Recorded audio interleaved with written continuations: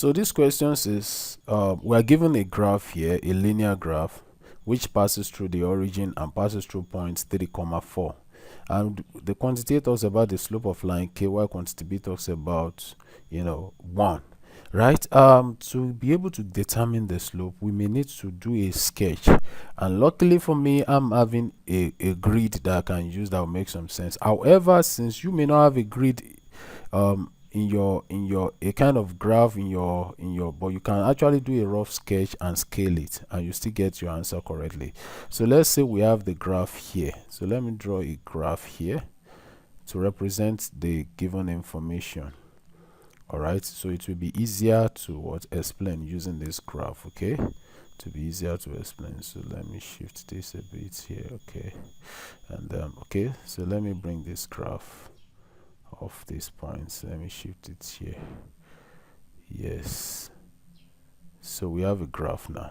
So on this graph, definitely this is what y, and this is what this is x. Okay, so let's say this is 2, this is 4, this is 6, this is what 8. So let's say this is 2, this is 4, this is 6, and this is 8. So one of the coordinate of the line K is 3, 4. 3, 4 means x, y, meaning that x is equal to 3 and y is equal to 4. That's whenever x is equal to 3, x will be 3 here, y will be 4 here. So, and don't forget it passes through the origin, so meaning that the line I'm going to be drawing must pass through the origin. So it's going to be like this. Yes, so basically this is the actual line of this graph. All right, yeah, so where we have this to be what 3, 4. Now the questioner says the slope of the line, so we can determine the slope of the line. So this slope of the line can easily be determined using a kind of sharp edge. So I can pick this point. This is a point on the line, obviously. This is a point on the line, and of course this is another point on the line. So I can draw the slope with respect to this point. So I would have to draw a right triangle to get the slope, even though I may decide not to do that, because I can actually extract this point out. If you look at this point is okay, let's see, this point basically is what 6, 8.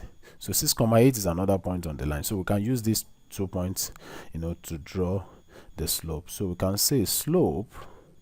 So I think I can remove the grid now. I think I've gotten those information I need. So we can say that slope, right, is got to what change in y over what change in x. So let's say let's say this is a, let's say this is b. So therefore we can say I think I prefer to use to label it with respect to the grid. It will make some sense, even though I can determine the slope without using the grid. So let me use the grid to identify my x1 and y1. So let me draw a right triangle here.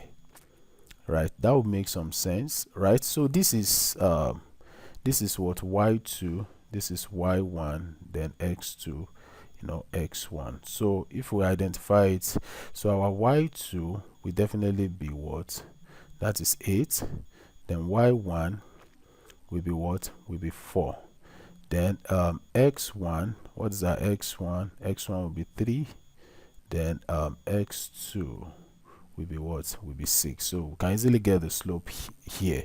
So you can say that slope is going to change in y, that's y2, that is 8 minus 1, because it's going to be a positive slope anyway, minus y1, 8 minus 4 over x2, that is 6 minus x1, that is 3.